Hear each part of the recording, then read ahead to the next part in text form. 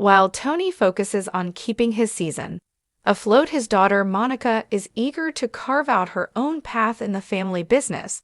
She reminds her father of a long-standing promise, just like her brothers Kevin and Mike.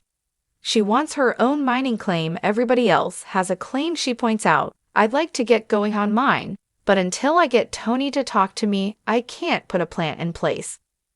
Monica has her sights set on a promising piece of land that Tony first discovered 4 years ago. The 1.5-acre cut overlooked by early miners was confirmed to have rich gold deposits based on drilling results. At the time, Tony had called it virgin ground. However, the area has never been mined. Now, Monica sees it as the perfect place to prove herself. If we can make a solid plan and get the equipment ready, we should be able to mine it, she insists. Right now, the Beets crew is dealing with one of the biggest obstacles in gold mining: the unpredictability of nature. The frozen ground at Indian River has put a serious dent in their progress, slowing down operations and reminding everyone that success in this business is never guaranteed. Tony himself is feeling the pressure as only one of his 3 wash plants is currently running, leaving his operation in a precarious position. For him, the formula is simple: no sling, no trauma, no gold.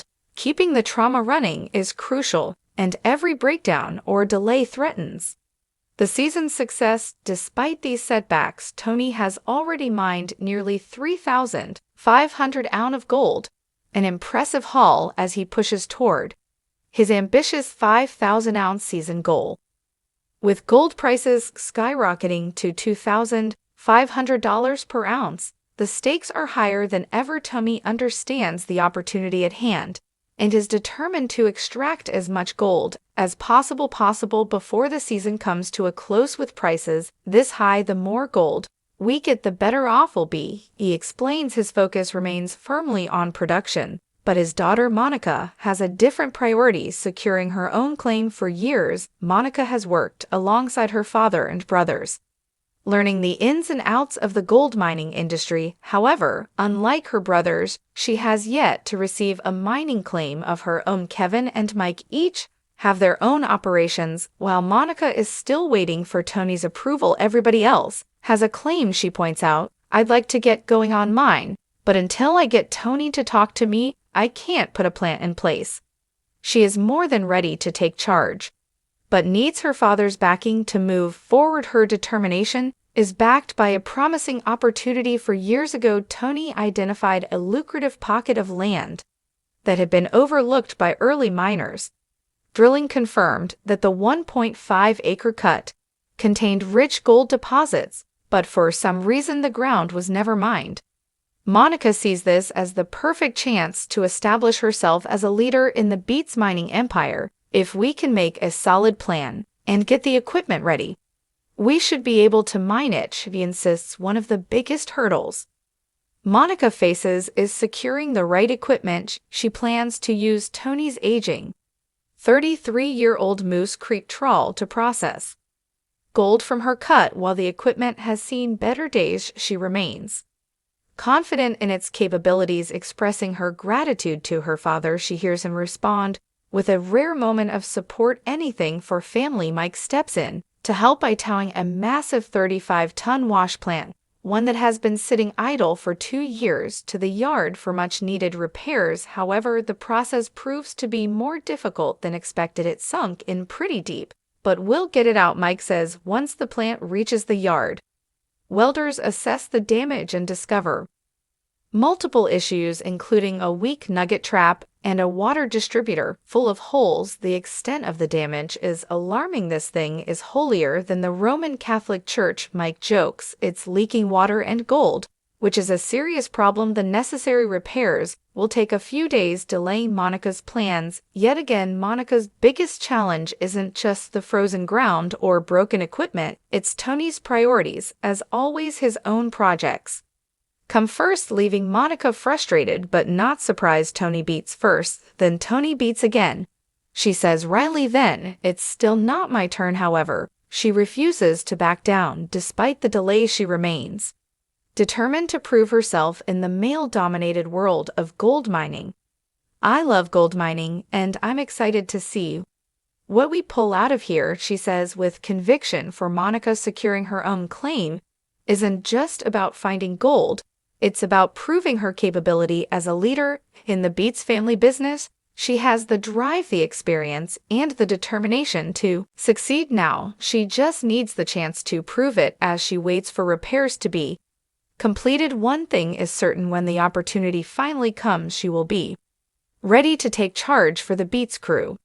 Gold mining is always a race against time, equipment failures, unpredictable weather, and shifting priorities make every day a battle to keep the operation running. Right now, the team is finally seeing some progress after a major repair job following 2 grueling days of welding. Their only operational wash plant is back up and running, allowing gold to flow through the sloughs once again. While the fix might not be permanent, it's enough to keep the season moving forward. With that urgent problem addressed, Mike's welding crew can return to another critical task: repairing the aging Moose Creek trauma, which is essential for Monica Beets to begin mining her long-awaited Hester cut. However, before she can even start digging into the promising ground, there's a major obstacle standing in her way: water. The cut is flooded, and without draining it first, no mining can take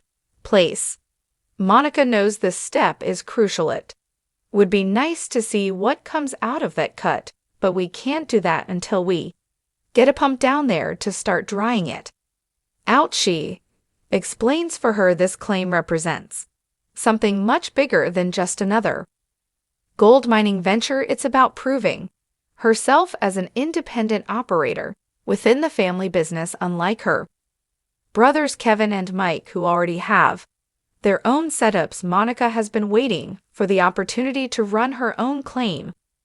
Now that she finally has a chance, she's eager to get started, determined to keep things moving. Tony and Mike set out to a mined-out section of the super pit to retrieve a pump. The plan is simple: bring the pump back to Monica's cut, start draining the water, and get her operation up and running. But in gold mining, things rarely go as planned. As Tony and Mike inspect the area, something unexpected catches Tony's eye: visible gold embedded in the bank. See that you can pick it right out, he exclaims, pointing to the rich deposit. It's not often that gold is this easy to spot, and even Tony, who has seen it all, recognizes the significance of the find. I don't get excited very much, but we both know what this means. Gold mining is all about seizing opportunities, and Tony knows this is one he can't ignore. If they don't mind this now, they risk losing it to shifting ground or frozen conditions later in the season. Without hesitation, he makes the call: Monica's operation will have to wait. If we don't do it now, it'll be next year again, so let's not waste time. Monica's cut will have to wait, he declares. Monica faces another delay. When Monica arrives expecting to receive the pump for her claim, she is met with a frustrating reality. What's up with you? I thought I was getting a pump today, she questions, already sensing the bad news. Tony breaks it to her bluntly: the newly discovered gold takes priority. Mike's boy first, he says, signaling that her cut has once again been pushed to the back of the line. Frustration flashes across Monica's face. She understands the logic. Gold in the ground is money waiting to be made, but that doesn't make the delay any easier to swallow. It sucks getting pushed back to the bottom of the list, she admits. Tony, however, is focused on the bigger picture. He gestures toward the visible pier and explains why this unexpected find can't be ignored. This morning we didn't know that was there, now we do, and we need to get it out before moving on, he says. But Monica isn't convinced. How do you know my cut isn't just as rich as this one? She challenges. Tony smirk, his experience in the Klondike giving him confidence in his decision. If your cut is as good as this, then we'd be lucky twice, he replies. Monica's determination remains strong. Monica walks away feeling disappointed but not defeated. She has spent years working alongside her father, and knows that in gold mining priorities